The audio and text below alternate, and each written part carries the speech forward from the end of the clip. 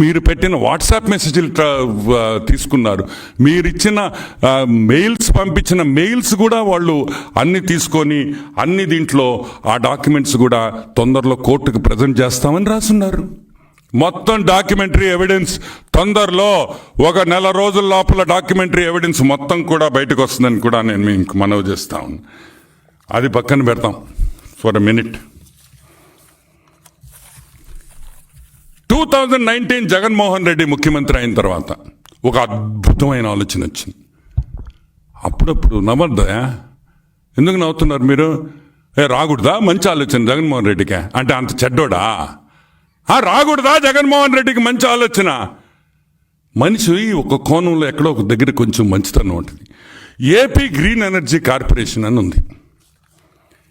6400 megawatts అంటే 6.4 gigawatts tender పిలిచాడు. దేనికి పిలిచాడు టెండరు? సోలార్ పవర్కి టెండర్ పిలిచాడు. ఎప్పుడు పిలిచాడు? 2021లో. దాంట్లో అదాని, సిద్ధి సాయి, టారెంట్ అనే 4 కంపెనీలు వచ్చినాయి. అంతా బాగుండింది, బాగా జరుగుతుండింది, టెండర్ కూడా అయిపోయేది, జగన్మోహన్ రెడ్డికి డబ్బులు వచ్చేసి ఉండేవి. కానీ పొరపాటున ఏమైందంటే ఆ టాటా కంపెనీ వాళ్ళు వచ్చి మేము కూడా టెండర్లో ఉంటాము అన్నారు. ఎవరు? టాటా కంపెనీ. టాటా కంపెనీ వస్తే డబ్బులు రావుగా. టాటా కంపెనీ వస్తే వాళ్ళు ఎవరికి డబ్బులు ఇరు, వాళ్ళ పాలసీ అది. ప్రపంచంలో ఎక్కడైనా టాటా వాళ్ళు తప్పు చేశారంటే ఎవరు ఒప్పుకోరు. ఆ టాటా కంపెనీ వాళ్ళు వచ్చి మేము వచ్చి ఈ టెండర్లో మేము వస్తాము అంటే సస్సేమిరా వాళ్ళని పక్కన పెట్టి వాళ్ళు 2-3 అబ్జెక్షన్స్ చెప్పారు. ఆ అబ్జెక్షన్స్ ఏందో దాన్ని క్లారిఫై చేసి ఇచ్చేసి ఉంటే ఈరోజు టాటా కంపెనీ వాళ్ళు పవర్ ప్లాంట్లు, సోలార్ పవర్ ప్లాంట్లు ఆంధ్రాలో పెట్టేవాళ్ళు. దాంతోపాటు షిర్దీ సాయి, మిగతా కంపెనీస్ అన్నీ ఉన్నాయి. మేము అడుగుతున్నాం, టాటా వాళ్ళు డబ్బులు ఇయ్యరు కాబట్టి, టాటా వాళ్ళు లంచం మీరు తీసుకోలేరు కాబట్టి, వాళ్ళు ఇవ్వరు కాబట్టి ఈ టెండర్ని మొత్తాన్ని క్యాన్సిల్ చేసేసి నాశనం చేసి హైకోర్టుకు వెళ్ళి హైకోర్టులో పడుంది. ఇప్పుడు హైకోర్టులో పడుంది. లోవర్ కోర్టులో ఏమని వచ్చింది? టాటా కంపెనీ వాళ్ళు చేసిన అబ్జెక్షన్స్ కరెక్టు, టాటా కంపెనీ వాళ్ళు చెప్పింది కరెక్టు, 100% రూపాయలు నిజం అని చెప్పింది. ఇప్పుడు గవర్నమెంట్, జగన్మోహన్ రెడ్డి గవర్నమెంట్ దాన్ని అప్పీల్ చేశారు ఆ రోజు. సో 6400 మెగావాట్లకి ఆంధ్రప్రదేశ్కి రావాల్సింది నాశనం చేసి, సున్నా చేసి, డబ్బులు లంచాలు రావట్లేదని టాటా కంపెనీ వాళ్ళు ఈరని దీన్ని నాశనం చేసింది జగన్మోహన్ రెడ్డి కాదా అని మేము అడుగుతున్నాం. సరే, అది పక్కన పెడదాం. ఇంకో భలే జోక్ చెప్పాలి మీకు. 2014లో సిబిఎన్ గారు ఒక 5 పీపీఏలు సైన్ చేశారు. 5 పీపీఏలు వాళ్ళు వచ్చేసారు. కర్నూలు, అనంతపూర్లో స్టార్ట్ చేసేసారు ప్లాంట్స్. ప్రొడక్షన్ కూడా స్టార్ట్ అయిపోయింది. మిగతా వాళ్ళందరూ క్యూలో ఉన్నారు. Chandrababu visionary, Chandrababu visionary, Chandrababu visionary అని వచ్చారు. ఎస్బి ఎనర్జీ, సాఫ్ట్ బ్యాంక్, అయాన్ స్ప్రింగ్ వీళ్ళందరూ పీపీఎల్ సైన్ చేసుకున్నారు. అప్పుడు జగన్మోహన్ రెడ్డి రాగానే ఈ పీపీఏల మీద హైకోర్టుకు పోయిన విషయం మీకు అందరికీ తెలుసు. మిగతా వాళ్ళందరూ హైకోర్టుకు పోయారు. ఎందుకు? జగన్మోహన్ రెడ్డి ఈ పీపీఎల్ నేను క్యాన్సిల్ చేస్తాను, నాకు వద్దు అన్నాడు. సరే, చాలా బాగుంది, పీపీఎల్ క్యాన్సిల్ చేసేస్తా అన్నాడు. అందరు భయపడిపోయారు. వచ్చే వాళ్ళంతా జంప్ జిలానీ అన్నారు. జంప్ జిలానీ ఈ స్టేట్ వదిలేరు, వేరే స్టేట్లో పోయి పెట్టుకున్నారు. సరే, అది అయిపోయింది కదా. SB energy, soft bank, SB energy, soft bank వాళ్ళు చేసిన ఎంఓయు. ఎవరు soft bank? One of the biggest fund investors in Japan, in the world. Soft bank అనేది it's $1 billion investment firm. Startup కంపెనీస్లో అంతా ఇన్వెస్ట్ చేస్తుంది సాఫ్ట్ బ్యాంక్. అటువంటి కంపెనీని మీరు వెనక్కి పంపించారంటే లంచాలకు కాకపోతే దేనికని కూడా మేము మనవి చేస్తా ఉన్నాం. సరే, అది పక్కన పెడదాం. మళ్ళీ ఏం చేశాడు? 3/11/2023లో వీళ్ళకి అందరికీ లెటర్లు రాశాడు మళ్ళీ జగన్మోహన్ రెడ్డి. ఏమని? అయ్యా మీరు వచ్చేయండి వెనక్కి, అయ్యా మీరు వచ్చేయండి వెనక్కి, మీరు పెట్టండి అని. సిగ్గులేదురే, పొమ్మంటావు, రమ్మంటావు. ఇదేమన్నా ఏం పంచాయతీ ఇదే?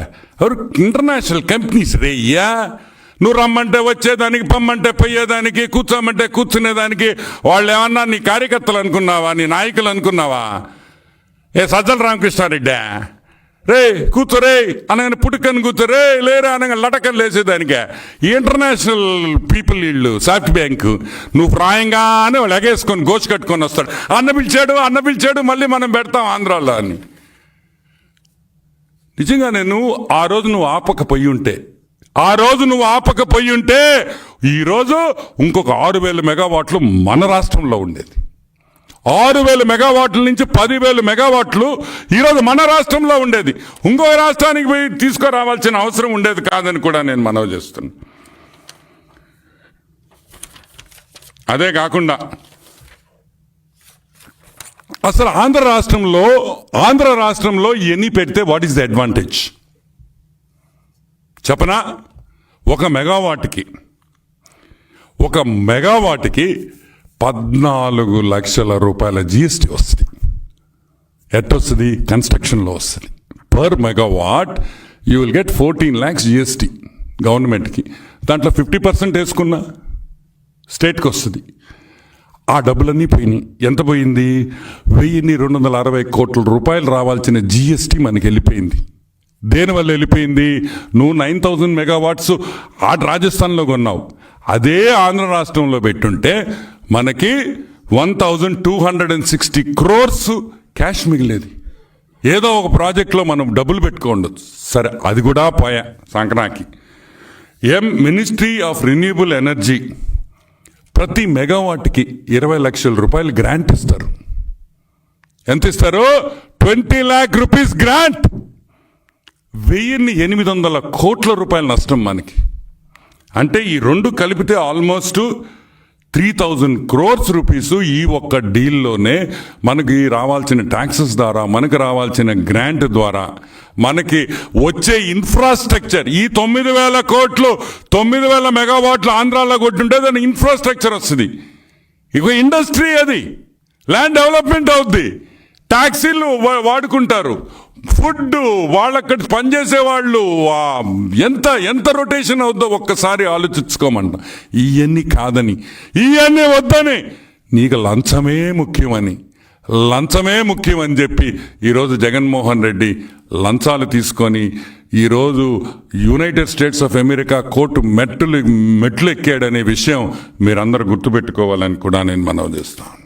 ఇప్పటికన్నా సాక్షి పేపర్కి భారతక్క చెప్తున్నా, అక్క బాధపడబాకక్క, ఇక్కడైతే రోజు చూడొచ్చు, అమెరికా జైల్లో వేస్తే రోజు చూడలేం.